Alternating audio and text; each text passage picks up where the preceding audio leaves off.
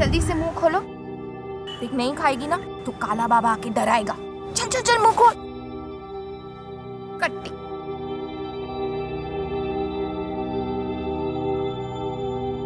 चल थोड़ा सा खा ले।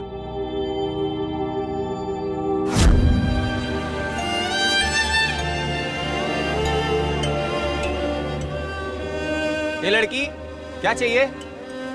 बड़ा पाव चाहिए? ये ले। पैसे? ये चल निकल ना, पैसे लेके आना तब लेके जाना बड़ा पाव। चल निकल यहाँ से।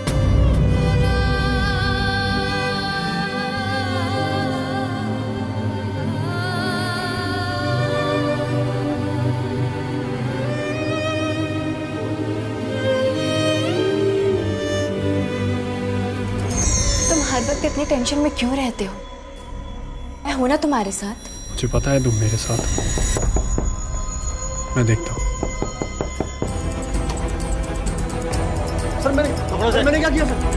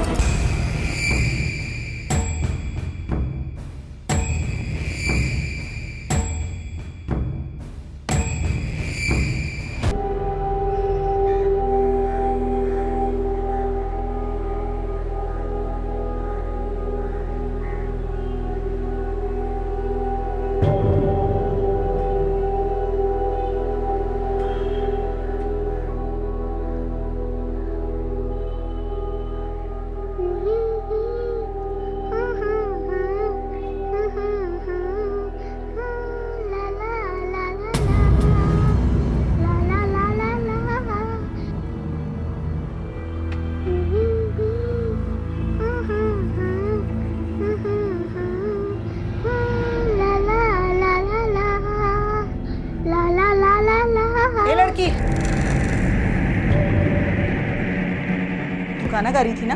हाँ बोल, गाना गा रही थी ना? क्या हुआ माँ जी? ये लड़की गाना गा रही थी ना? नहीं नहीं, गाना तो मैं गुनगुना रही थी। झूठ मत बोल, मैंने खुद सुना है। वो तेरी नहीं, इसकी आवाज। क्या हुआ माँ जी? अरे ये लड़की गाना गा रही थी अभी। नहीं माँ जी, गाना मैं गा रही थी। चुप कर, मैंने खुद सुना है। माँ जी, ये बेचारी बेजुबान बच्ची क्या गाना गाई है? कुछ भी बोल रहे हो आप? अरे ऐसा क्या कह दिया मैंने?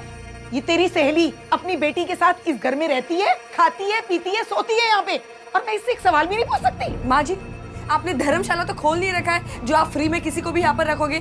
बकायदा किराया देती है यहाँ पे रहने का, समझ गए आप? चलो पूजा, चलो बेटा। अरे अरे लेकिन मैंने खुद अपने, मैं झूठ क्यों बोलूंगी? समझती क्या है अपने आपको? अंकिता, अंकिता। तू भी ना भाभी को हमेशा कुछ ना कुछ बोलती ही रहती है। गरिमा चाय दो ना। अपनी चाय खुद बनाओ, तुम्हारे घर की नौकरानी नहीं हूं मैं।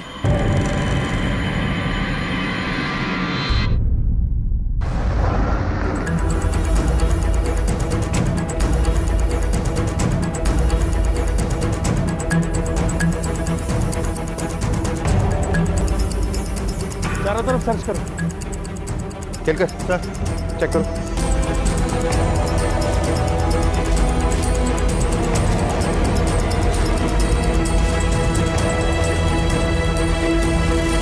सर सर, लाश के पास से तो कुछ नहीं मिला। ये देख, टायर्स के निशान। केलकर सर, हो सकता है ये टायर के निशान खूनी के हैं। वो लाश को गाड़ी में रख के लाया, वहाँ झाड़ियों में लाश को ठिकाने लगाया और इधर झील के पानी से गाड़ी को साफ किया होगा। सर ऐसा भी तो हो सकता है कि पहले उसे कहीं और मारा गया होगा या फिर उसका खून गाड़ी में ही कर दिया गया होगा। हो सकता है, क्योंकि झाड़ियों के पास स्ट्रगल के निशान नहीं, विक्टिम का गला काटा गया है। अगर झाड़ियों के पास उसका गला काटा जाता तो जमीन पे बहुत सारा खून होता, जो कि नहीं है। लेकिन समझ में नहीं आता कि ये आदमी है कौन और इसे कौन मारेगा और क्यों। केलकर, कातिल ने लाश को पवाना लेक के सुनसान इलाके में ठिकाने लगाया। एक काम कर, लाश की फोटो आसपास के एरिया में सर्कुलेट कर दो। विक्टिम की पहचान होना बहुत जरूरी है। और वो जो लड़का बाहर खड़ा है उसकी डिटेल्स लो, बॉडी को पोस्टमार्टम के लिए भेजो। Right sir.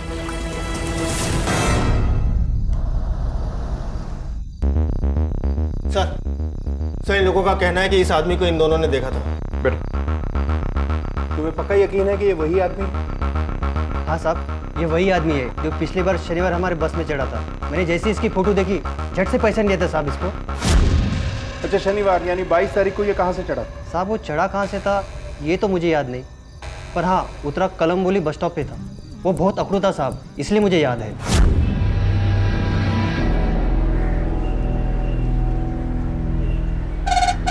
अबे ओ सुनाई नहीं दे रहा है क्या? ए बहुत जल्दी है क्या तेरे को? बहुत घाई मची हुई है, साले खींच के इतना मारूंगा ना यहीं पे। अरे यार पर हॉर्न मैं बजा रहा हूँ जब। अबे तो हॉर्न बजा रहे तो कौन सा एहसान कर रहे हैं साले, नाक तोड़ दूंगा मैं तेरा। चल निकल। इसके साथ कोई और भी था? नहीं साहब, ये अकेला था। ठीक है, अगर जरूरत पड़ेगी तो दोबारा बुलाएंगे तुम। जाओ। केलकर सर, इस इन्वेस्टिगेशन की शुरुआत हमें वहीं से करनी होगी जहां इस आदमी का सफर खत्म हुआ था। फौरन कलमबोली चलो। Okay sir.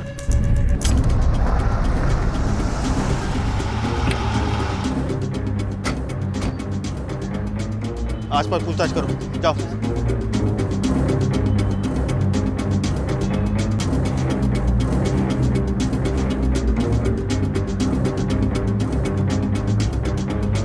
भाई साहब जरा सुनिए, इस आदमी को पहचानते हैं आप? हाँ सर, ये आदमी हमारे दुकान पर आया था। भाई साहब ये गुरदास चौक कहाँ पड़ेगा? ये सामने वाला जो चौराहा है ना, वहाँ से बाएं मुड़ जाना, उसके बाद जो चौक आएगा वही गुरदास चौक है। Thank you sir. सर अब ये भी पता चला है कि यह आदमी एक जनरल स्टोर पर गुरदासपुर चौक का एड्रेस पूछ रहा था। गुरदासपुर चौक, चलो।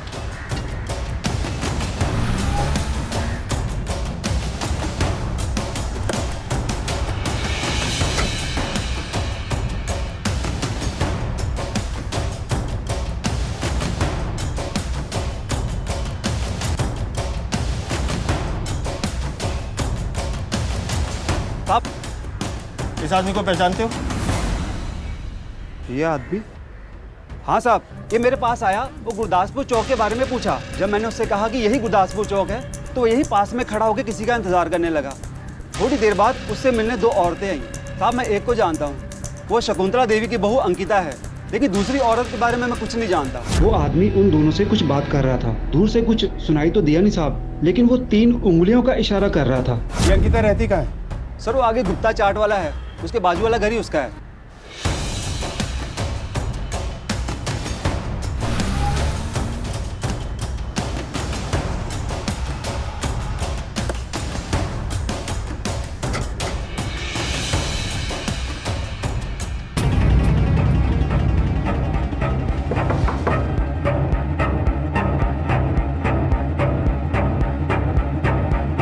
अंकिता यहीं रहती है?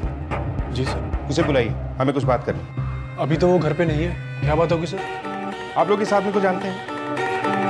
नहीं सर। लगता है आप जानते हैं। नहीं साहब, मैं तो ये फोटो देखकर डर गई। आप लोग शायद इस आदमी को नहीं जानते, लेकिन अंकिता इसे जानती है, क्योंकि कुछ दिनों पहले अंकिता को इसके साथ देखा गया था। लेकिन उस वक्त अंकिता के साथ एक और औरत भी थी। लेकिन ये आदमी है कौन सर? इस सवाल का जवाब तो हम भी ढूंढ रहे हैं, लेकिन तुम अंकिता के क्या लगते हो? मैं उसका देवर हूँ। ठीक है, अंकिता को कॉल करके जल्दी बुलाइए, हमें उससे कुछ पूछना है। साहब वो तो 3 दिन से घर नहीं लौटी। हम लोग थाने आने ही वाले थे, उससे पहले ही आप आ गए। क्या अंकिता 3 दिन से घर नहीं लौटी और आप लोगों की नींद अब टूट रही है? साहब जब से मेरा बेटा यानी अंकिता का पति इस दुनिया से गया है, उस दिन से लेकर आज तक उस औरत ने मुझसे सीधे मुंह बात तक नहीं की है। साहब हमें लगा वो अपने किसी दोस्त के यहाँ गई है। पहले भी ऐसा हुआ है साहब, जब वो अपने किसी दोस्त के यहाँ 2-4 दिन रहकर आई है। हमें लगा वो आ जाएगी, लेकिन वो नहीं आई और उसका फ़ोन भी बंद आ रहा है। इसीलिए हम लोग आज थाने आने वाले थे। इस वक्त अंकिता किसके साथ हो सकती? हमें नहीं पता सर। हाँ लेकिन पूजा के साथ हो सकती है। पूजा और अंकिता भाभी बचपन के दोस्त हैं। और हाँ सर, पूजा अपनी बेटी पायल के साथ 2 महीने से यहाँ पे किराए पे रह रही थी। रह रही थी मतलब? अब कहाँ है पूजा? हमें नहीं पता सर। सर अंकिता भाभी के साथ साथ पूजा भी गायब है। आप लोगों जैसे गैर जिम्मेदार इंसान मैंने आज तक नहीं देखे। 3 दिन से अंकिता लापता है। 24 घंटे बाद आप उसकी मिसिंग कंप्लेंट दर्ज कर सकते थे। खैर, हमें अंकिता और पूजा की फोटोग्राफ्स दीजिए और उनके नंबर भी। साहब अंकिता का फोटो और नंबर तो है हमारे पास, लेकिन पूजा का फोटो और नंबर हमारे पास नहीं है। क्या पूजा और पायल का स्केच बनवा सकते हैं? हाँ साहब। ठीक है, आप लोगों को हमारे साथ पुलिस स्टेशन चलना होगा। आइए।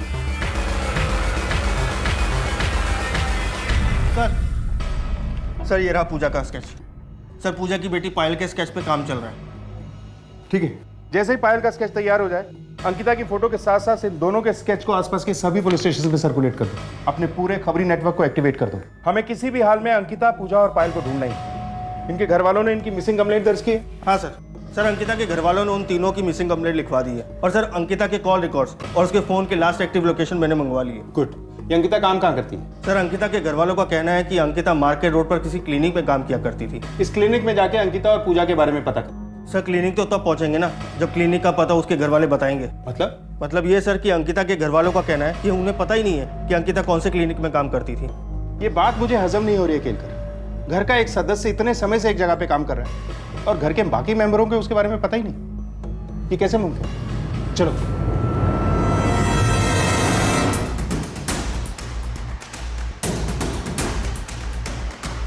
पंकज, ये कैसे पॉसिबल है कि तुम लोगों को पता ही नहीं है कि अंकिता कौन से क्लिनिक में काम करती है? साहब, हम उसके मामले में दखलंदाजी नहीं करते थे। वो अपनी मर्जी की मालिक थी और वैसे भी वो हमें सच नहीं बताती, उल्टा हमें ही 4 बात सुना देती। अंकिता के ऐसे रवैये की कोई खास वजह?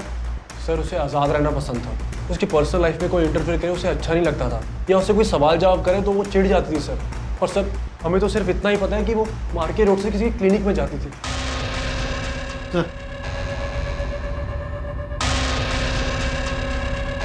ऐसे ही दिखते थे सर।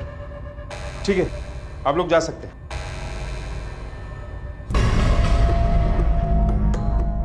सर, मार्केट रोड के हर क्लिनिक में अंकिता का फोटो और पूजा का स्केच दिखा के पूछताछ करो। पता करो कि ये कहाँ काम करती थी और आखिरी बार वहाँ कब देखा गया। Okay sir. केलकर ये परिवार जितना खड़ा है उतना ही गड़ा है और अपने साथ कई राज गड़ाए बैठा है। इनके पड़ोसियों से पूछताछ करनी होगी। Okay sir. चलो जल्दी से मुंह खोलो। देख नहीं खाएगी ना तो काला बाबा आके डराएगा। चल चल चल मुंह खोल। कट्टी।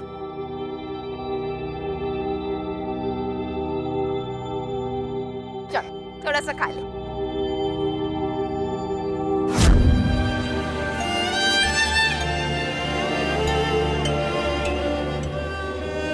ये लड़की क्या चाहिए? बड़ा पाव चाहिए? पैसे? ये चल निकल ना, पैसे लेके आना तब लेके जाना बड़ा पाव। चल निकल यहाँ से।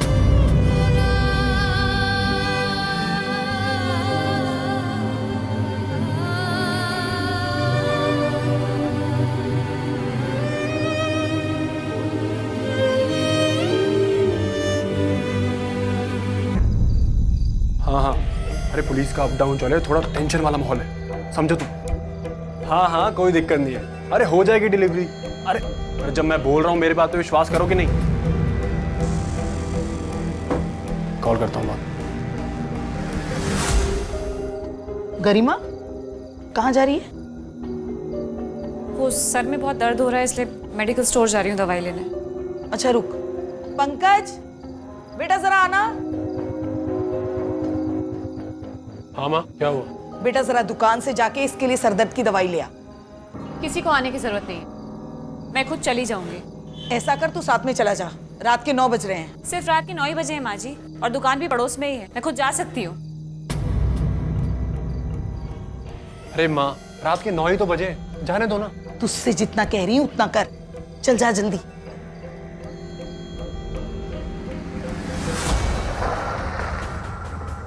आप अंकिता के परिवार को कब से जानते हो? सर बहुत साल से जानते हैं, बहुत अच्छे लोग हैं, कभी कोई उनसे तकलीफ नहीं हुई हमें। सर परिवार तो अच्छा है, लेकिन अंकिता का अपने साथ से रोज झगड़ा होता था। किस बात पे होता था झगड़ा? सर ये तो नहीं बता सकता मैं, मुझे लगता है शायद पैसे की बात को लेकर हो सकता है।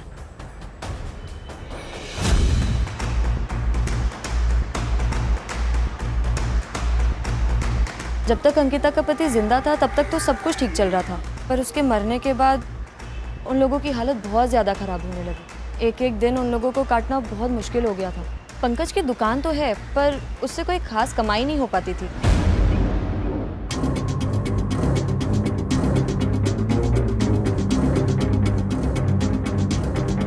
अंकिता कैसी लड़की थी? अंकिता अच्छी लड़की नहीं थी साहब। मतलब? क्या बताऊं साहब, रोज अपने देवर के साथ बाइक पे जाती थी चिपक चिपक के, वो भी उसका पति ना होने के बाद।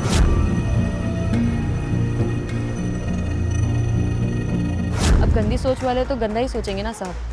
वो बेचारा तो सिर्फ अंकिता को क्लिनिक तक छोड़ने जाता था। जब तू हर रोज अंकिता को अपनी बाइक से क्लिनिक छोड़ने जाता था तो हमसे झूठ क्यों बोला कि तुझे क्लिनिक का एड्रेस नहीं पता? अब यही सच बताएगा या तुझे मार मार के किसी क्लिनिक में भर्ती कर दूं? सर मैं सच बोल रहा हूँ, मुझे कुछ नहीं पता। वो कहाँ काम करती थी मुझे कुछ नहीं पता सर इस बारे में। सर मैं तो सिर्फ उसको अपनी बाइक से छोड़ता था क्योंकि वहां से मेरी दुकान पास में है। और सर पूजा जब से घर में आई थी मैंने तो अंकिता को ले जाना बंद कर दिया था क्योंकि वो दोनों साथ में जाते थे। साहब पंकज झूठ नहीं बोल रहा, उसे झूठ बोलने की क्या जरूरत है। सच बात तो ये है साहब कि एक अंकिता ही थी जिसके भरोसे हमारा घर चल रहा था। अगर उसकी कमाई ना होती तो हमारा जीना ही मुश्किल हो जाता। बस इसीलिए साहब हम उससे ज्यादा पूछताछ नहीं करते थे। अंकिता, ये टाइम है तुम्हारे घर आने का? कहाँ थी इतनी देर? हाँ तो काम करने जाती हूँ, अय्याशी करने थोड़ी ना जाती हूँ। बाहर जाकर काम करती हूँ तभी तो इस घर का चूल्हा जलता है। अब हटिए सामने से। हमें डर था कि कहीं वो घर का खर्चा देना बंद ना कर दे। देखिए, ये मामला एक मर्डर और 3 लोगों की गुमशुदगी का है और जिसका मर्डर हुआ है उसकी आइडेंटिटी हमें अभी तक पता नहीं चल पाई है। उसके साथ आखिरी बार पूजा और अंकिता को देखा गया था और अब ये दोनों भी गायब हैं। इसलिए हमारे लिए बहुत जरूरी है कि हम इस केस को जल्द से जल्द सॉल्व करें। अभी वक्त है तुम लोगों के पास। अगर कुछ छुपाया है या कुछ बताना भूल गए हो तो बता दो अभी। हाँ साहब, एक बात और है। वो पूजा की बेटी पायल साहब, वो गूंगी नहीं थी, गूंगी होने का नाटक कर रही थी। मैंने खुद एक दिन उसे गाना गाते हुए सुना था। ए लड़की, क्या? लेकिन एक 8 साल की बच्ची गूंगी होने का नाटक क्यों करेगी? पता नहीं साहब।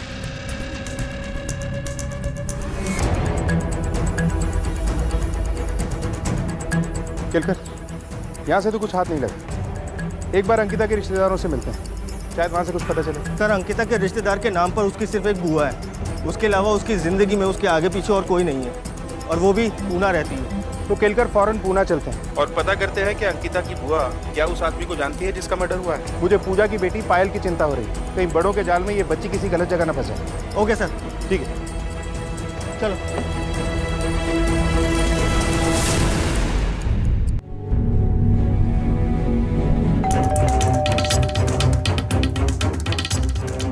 शारदा शर्मा। हाँ मैं ही हूँ। क्या बात है इंस्पेक्टर साहब? हमें अंकिता के बारे में कुछ बात करनी। अंकिता के बारे में? अंकिता से आखिरी बार आपकी बात कब? अंकिता से बहुत वक्त से बात ही नहीं हुई है, लगभग 1 साल हो गया है। और आखिरी बार तब मैंने उसे देखा जब उसके पति की अंतिम तिथि थी। अच्छा, अंकिता का कोई और रिश्तेदार है? नहीं सर, बचपन में ही उसके माँ बाप गुजर गए थे और रिश्तेदारों में मेरे सिवा उसके आगे पीछे कोई नहीं है। इस आदमी को आपने कभी देखा है? नहीं सर, नहीं देखा। इसे गौर से देखिए, हो सकता है ये अंकिता का कोई पुराना प्रेमी या दोस्त हो और आपने इसे देखा हो। मैंने कहा ना सर, इसे मैंने नहीं देखा। और अंकिता ऐसी लड़की नहीं थी। उसके माता पिता के देहांत के बाद मैंने अपने हाथों से उसे पाला पोसा है, अच्छे संस्कार दिए हैं उसे। तो इसका मतलब अंकिता बचपन से ही आप ही के साथ रह रही थी? हाँ सर, वो यही रही है। इसे तो देखा ही होगा, ये अंकिता की बचपन की दोस्त है पूजा। नहीं सर, और पूजा नाम की तो अंकिता की कोई दोस्त थी ही नहीं। सर ये माजरा क्या है? अंकिता के साथ वाकई में कुछ गलत हुआ है या फिर वो कहीं चली गई है? केलकर, शारदा जी के हिसाब से अंकिता की पूजा नाम की ऐसी कोई दोस्त नहीं थी जो बचपन से उसके साथ थी। और एक बात और, जिस आदमी का मर्डर हुआ है उसका अंकिता और पूजा के साथ क्या कनेक्शन? चाय वाले के हिसाब से भी अंकिता और पूजा की उससे लड़ाई हुई थी। सर क्या कोई झगड़ा इतना बढ़ सकता है कि किसी की हत्या भी कर दी जाए? हेलो, सब इंस्पेक्टर केलकर है? ओके सर, अंकिता के कॉल रिकॉर्ड से कुछ खास नहीं मिला, लेकिन एक सरप्राइजिंग बात सामने आई। उसके कॉल रिकॉर्ड में एक भी ऐसा नंबर नहीं था जो पूजा के नाम से रजिस्टर्ड हो। क्या? ऐसा कैसे मुमकिन है कि अंकिता ने पूजा को एक बार भी कॉल नहीं किया? अंकिता के फोन की लास्ट लोकेशन क्या थी? सर अंकिता के फोन की लास्ट लोकेशन 25 तारीख को शाम 6 बजे मार्केट रोड थी। मार्केट रोड यानी क्लिनिक से घर आते वक्त अंकिता गायब हुई। केलकर, कहीं अंकिता के गायब होने में इसके घर वालों का ही हाथ तो नहीं है? मोहल्ले वालों के हिसाब से भी घर में अंदरूनी झगड़े का एंगल सामने आया है। सर घर वालों के लिए वो सोने का अंडा देने वाली मुर्गी थी। जब घर वालों को पता था कि घर उसी की वजह से चल रहा है तो फिर वो उसे क्यों मारेंगे? पंकज अंकिता को क्लिनिक के पास छोड़ने जाता था और उसने हमसे ये भी कहा कि उसने कभी अंकिता का क्लिनिक नहीं देखा। ये बात मेरे को समझ में नहीं आ रही। केलकर, कहीं इस कहानी में भी सोने का अंडा देने वाली मुर्गी के साथ इन घर वालों ने कुछ कर तो नहीं दिया? सर पड़ोसियों के मुताबिक अंकिता और पंकज के बीच में कुछ चल रहा था। कहीं पंकज की मदद से ही तो अंकिता फरार नहीं हुई? इस पंकज की कुंडली निकलवाओ फौरन। Okay sir. अरे मैंने बोला ना अभी नहीं हो पाएगा, कर दूंगा थोड़ी देर में। अरे अच्छा हाँ करता हूँ थोड़ी देर में, ठीक है। 1 मिनट होल्ड करो, किसी का कॉल आ रहा है। हेलो, बच्ची तेरे पास थी ना, तेरे घर में है ना वो? क्या? अरे मेरे पास कोई बच्ची नहीं है।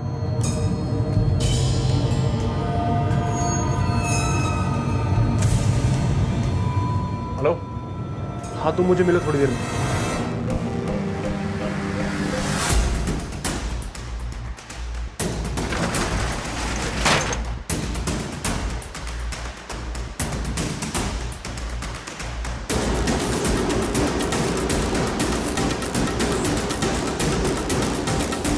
मुझे अपडेट करते रहना। हाँ ठीक है, मैं तुझसे बाद में बात करता हूँ। सर विक्टिम की पोस्टमार्टम रिपोर्ट। सर इस रिपोर्ट के हिसाब से विक्टिम की मौत 26 तारीख को हुई थी, लाश मिलने से तकरीबन 10 से 12 घंटे पहले।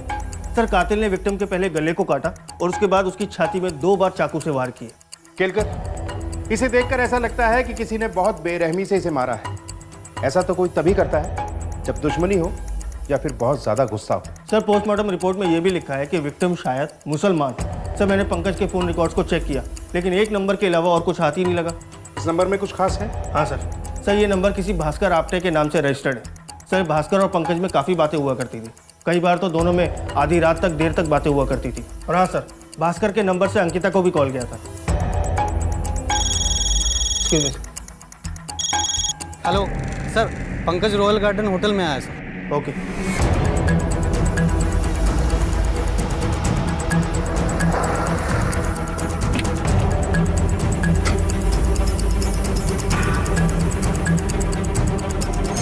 तुम हर वक्त इतनी टेंशन में क्यों रहते हो? मैं हूं ना तुम्हारे साथ। मुझे पता है तुम मेरे साथ। मैं देखता हूँ। सर मैंने क्या किया सर? अरे पंकज, चलो बात क्या है, लेकर के कहाँ लेकर के जा रही आप हमें? सर मैं और शीतल एक दूसरे को पसंद करते हैं, हमारा अफेयर है। ये भास्कर आपटे कौन है? जी, भास्कर आपटे मेरे पति का नाम है, वो अब इस दुनिया में नहीं रहे। उनका नंबर अब मैं इस्तेमाल करती हूँ। तो देर रात तक फोन पर बातें तुम दोनों के बीच में हुआ करती थी? जी। अंकिता को कॉल क्यों करती थी? बोलो। सर, अंकिता और पूजा मेरे पार्लर में काम किया करते थे।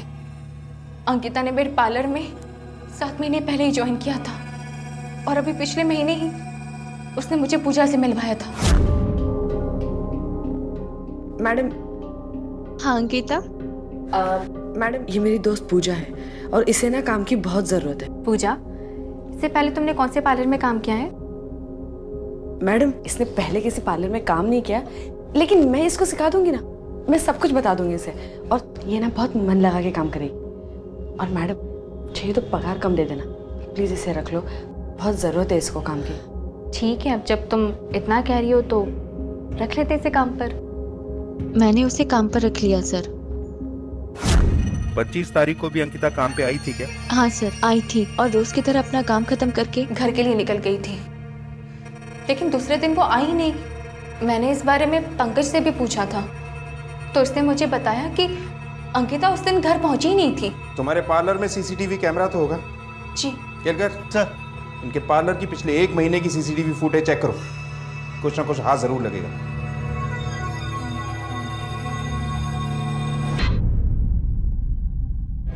देख पंकज, तुझे ये करना ही पड़ेगा। अरे गुस्से पे काबू रख और दिमाग से काम ले। पर माँ वो मानेगी नहीं।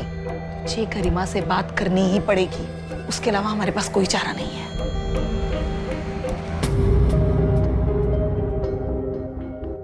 गरिमा, गरिमा, गरिमा सुनो। वापस मुझे छूने की कोशिश भी मत करना, समझे? गरिमा मुझे पता है मुझसे गलती हुई, मुझे माफ कर दो प्लीज।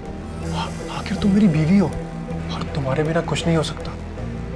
कुछ तो करना ही होगा ना, मैं ये अकेला नहीं कर पाऊंगा। गरिमा प्लीज मेरी हेल्प कर दो प्लीज। ठीक है, लेकिन तुम्हें इसकी कीमत चुकानी होगी। 10% और। ठीक है।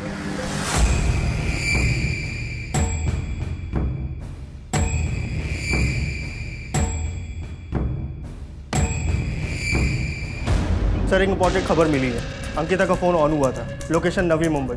कहीं उस आदमी को मार के अंकिता और पूजा फरार तो नहीं हो गए? फौरन वहाँ की लोकल पुलिस से कांटेक्ट करो और वहाँ जाके अंकिता को ढूंढो। Okay sir.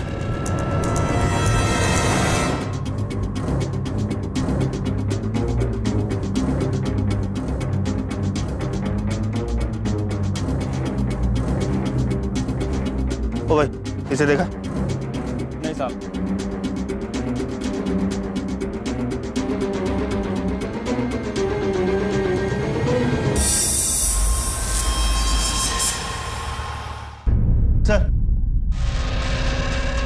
Sir Mahadev road पर तो अंकिता को किसी ने नहीं देखा, लेकिन पार्लर के सीसीटीवी फुटेज में कुछ हाथ लगा। ये देखिए सर।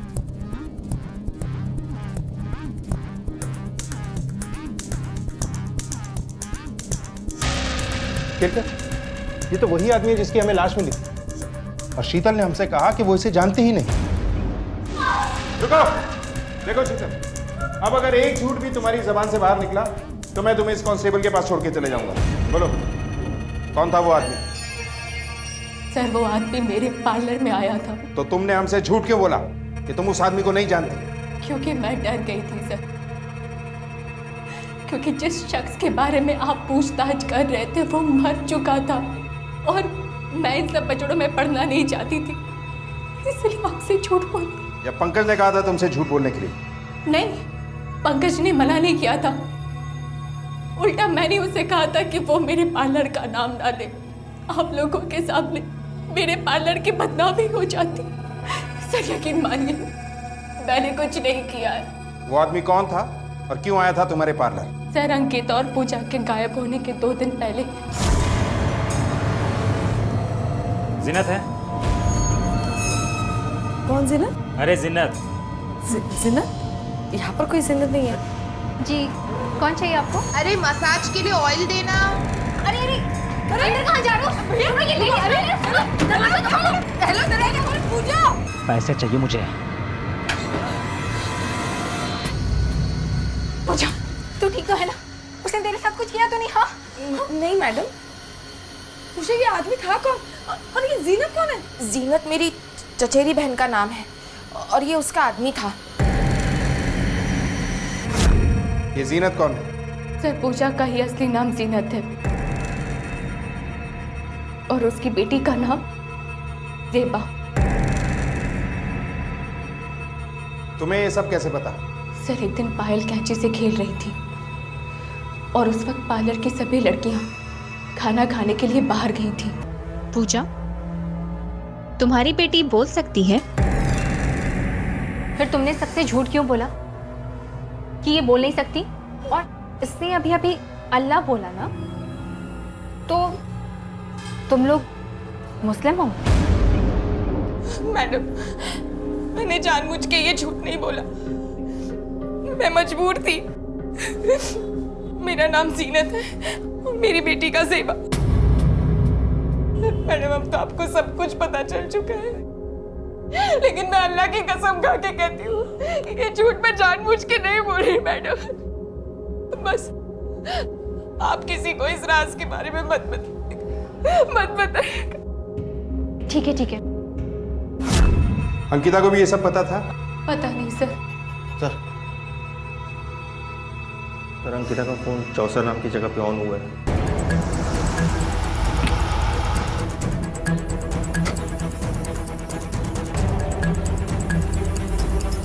एक काम करो, आसपास पूछताछ करो, देखो कुछ पता चलता है।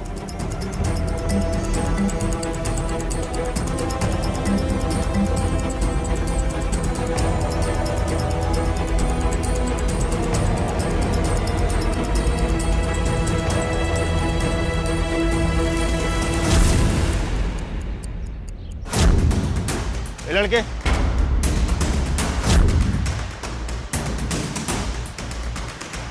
रुक।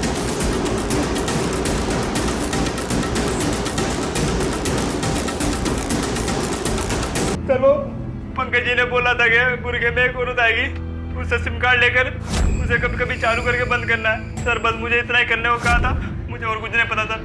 क्या कर रहे हो साहब? अरे उसने कुछ नहीं किया, मैं सच कह रही हूँ। अरे साहब मेरी बता दो सर, सब बता दो सर।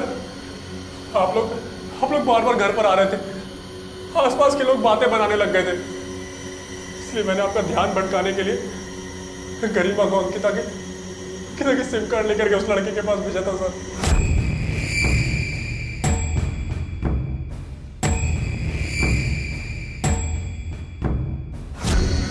मैंने गरिमा को इसलिए भेजा था सर क्योंकि मुझे पता चल गया था कि आप लोगों की नज़र मुझ पे है। अंकिता का सिम कार्ड तेरे पास कहाँ से आया? सर, अंकिता के गायब होने के अगले ही दिन शीतल को उसका फ़ोन पार्लर में मिला और उसने वो फ़ोन मुझे ला करके दिया, जिसका फ़ायदा मैंने उठाया आप लोगों को इस केस से भटकाने के लिए। सर, शकुंतला ही।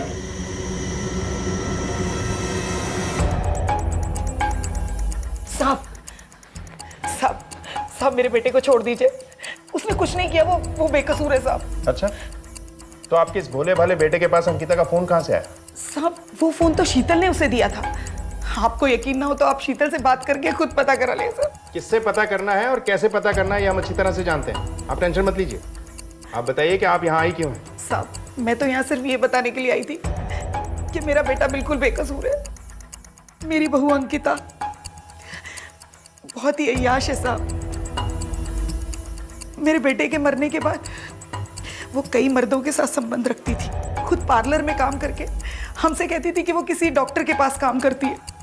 पंकज को ये सब मालूम था, फिर भी उसने मुझे कुछ नहीं बताया। उसे नहीं पता था कि मुझे ये सब पहले से ही पता है। और क्या क्या जानती है? साहब वो आदमी जो मरा है वो या तो मेरी बहू का दलाल होगा या फिर उसका यार। मैं अब तक ये सोचकर चुप रही कि आप लोग ज्यादा तहकीकात करोगे तो आप लोगों को पता चल जाएगा कि मेरी बहू इन सब धंधों में थी और हम लोग किसी को मुंह दिखाने के लायक नहीं रहेंगे साहब। अच्छा, आपके पास क्या सबूत है कि वो आदमी उसका दलाल था या फिर प्रेमी? साहब मैंने खुद अपनी आंखों से देखा उस रात।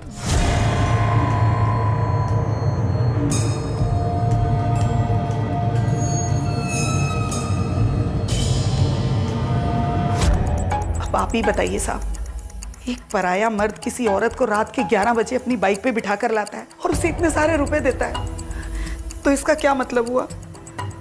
वो तो अच्छा हुआ साहब कि उस दिन मेरा व्रत था और व्रत खोलने के इंतजार में मैं खिड़की पर खड़ी थी। किस दिन की बात है ये? सब 21 तारीख की।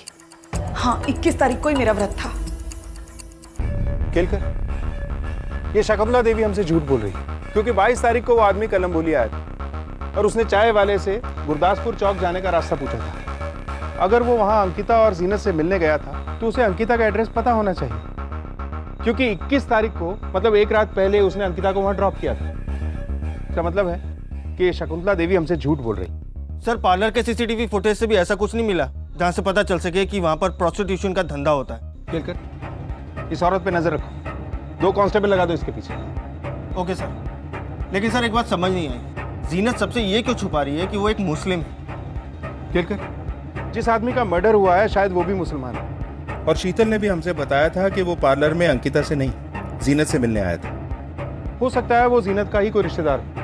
अगर ऐसा है तो अंकिता और उसके परिवार से इस आदमी का क्या लेना देना है और वो जीनत को धमकी क्यों दे रहा है? और सोचने वाली बात यह है कि इस आदमी को किसने मारा होगा और क्यों।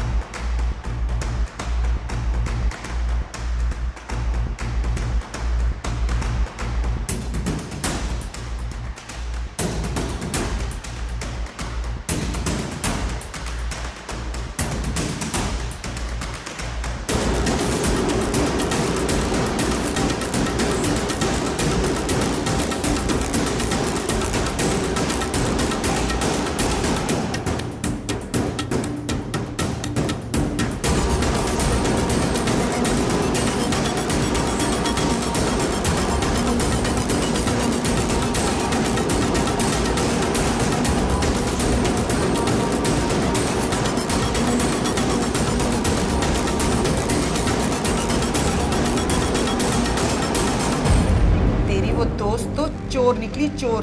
पुलिस उसकी तलाश कर रही है।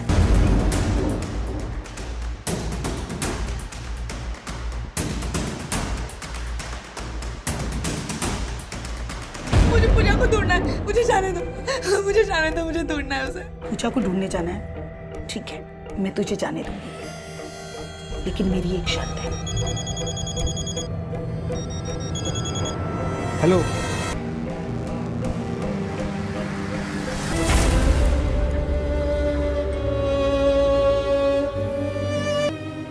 बेटा क्या हुआ? अंदर चलो।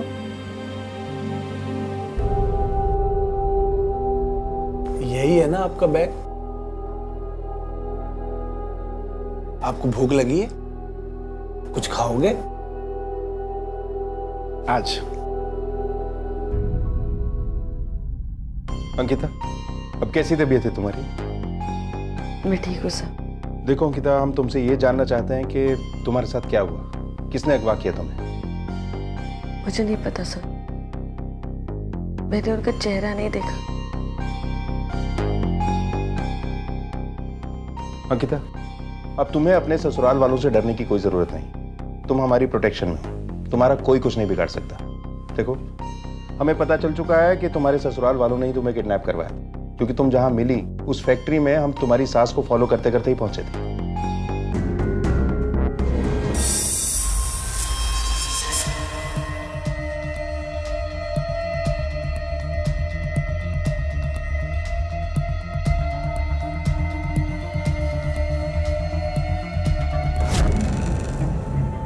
बेटा ये आपकी नोटबुक में क्या लिखा है? किसी का नंबर है क्या?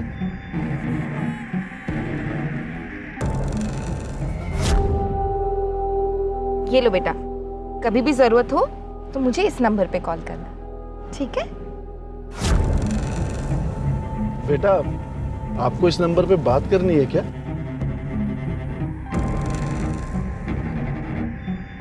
बेटा मेरा फोन स्विच ऑफ है, आप मेरे साथ घर चलो, मैं आपको वहां से फोन करवा दूंगा, ठीक है? आपका नाम क्या है बेटा? जीबा।